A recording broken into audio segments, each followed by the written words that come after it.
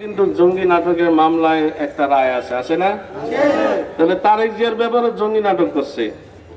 আমি আর জামাতে ইসলামের আমির ডাক্তার শফিকুর রহমান একসাথে এক সফরে জেলখানার সফর আর কি, এক জেলা থেকে আরেক জেলে যাচ্ছিলাম। আমি জিজ্ঞাসলাম আপনার কি মামলা? আমার জঙ্গি নাটকে ধরছে। ওনার ছেলেগণ নিয়ে জঙ্গি নাটক করছে, আপনারা দেখছেন না?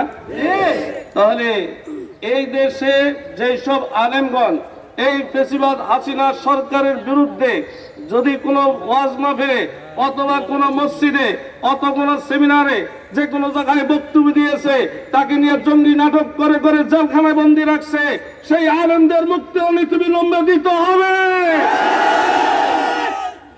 এছাড়াও যারা ইসলামকে নিয়ে কটূক্তি করার কারণে স্কুল কলেজ ভার্সিটি থেকে সেই প্রতিবাদ করেছিল, সেই সব স্কুল কলেজ ভার্সিটির সাথে ভাইদেরকেও অনেকে জঙ্গি নাটকে গ্রেফতার করছে, ঠিক কিনা? এখানে যে ফারাবি ভাইয়ের কথা বলতেছে, আমি 2 নম্বর কাশিমপুর কারাগারে ছিলাম হেফাজত ইসলাম বাংলাদেশের মামলায়, আর সেই 4 নম্বর ছিল।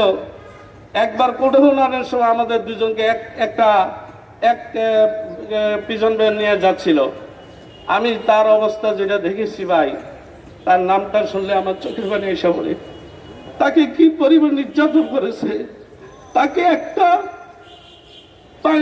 একটা শার্ট জামা পাঞ্জাবি ভালো করতে দেন এখনো, তার কাপড়গুলো ছিঁড়া ছিল, তার প্যান্টটা ছিঁড়া ছিল, তাকে এই পরিমাণ নির্যাতন করেছে। তার শরীরের অবস্থা দেখে তাকে বিলম্ব না করে যদি মুক্তি না দেয়, কে কে শহীদ হইতে রাজি আছে আপনাদের?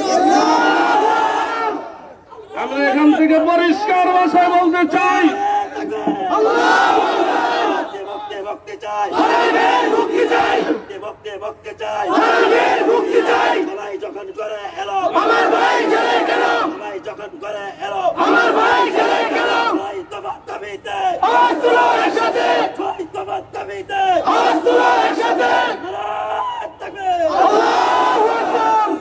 মুফতি শফিকুর রহমান যে সর্বত আওয়ামী লীগ সরকারের পতনের বিষয়ে হুঙ্কার উঠেছিল, তাকেও বন্দী করেছে, সেও জেলখানায় আছে।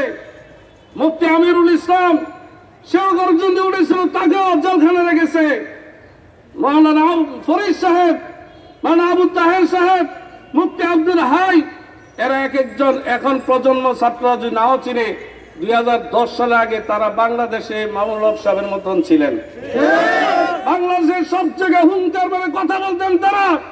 তাদেরকে 10 বছর, 12 বছর, 15, 16, 17 বছর পর্যন্ত কারাবন্দী করে রাখছে। তাদেরকে মুক্তি করতে আমরা এখানে যারা উপস্থিত আছে, আমি নিজের কথা আমি বলতে চাই, এই সব আলেমদেরকে নির্যাতিত মাসুম আলেমদের মুক্তির জন্য যদি প্রথম শহীদ হতে চাই, আমি প্রথম শহীদ হতে চাই। আমার সাথে সরকারকে স্পষ্ট ভাষা বলে দিতে চাই, সরকারকে আমরা তাড়িয়েছি সমক্ষমতভাবে। এবং ইসলাম বাংলাদেশ সবচেয়ে বেশি রক্ত দিয়েছে আমাদের ফ্যাসিবাদ সরকারের পতনের জন্য, বিতাড়িতের জন্য। সুতরাং যদি আলেম ওলামাদের, নিরীহ আলেম ওলামাদেরকে জেলখানায় বন্দী রেখে তাদের মুক্তির বের কোনো বৈষম্য করা হয়, আমার হেফাজত ইসলামের শক্তিশালী সব নিয়ে ইনশাআল্লাহ সব উপস্থিত হয়ে আপনাদের পল্লীতে আমি সরকারের মতো হবে, অনতিবিলম্বে মুক্তি দিতে হবে।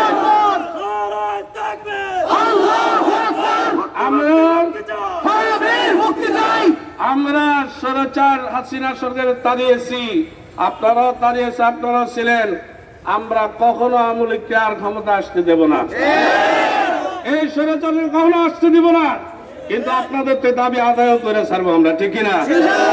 নাসরুম মিনাল্লাহি ওয়া ফাতহুন করিব ওয়া বাশশিরিল মুমিনিন।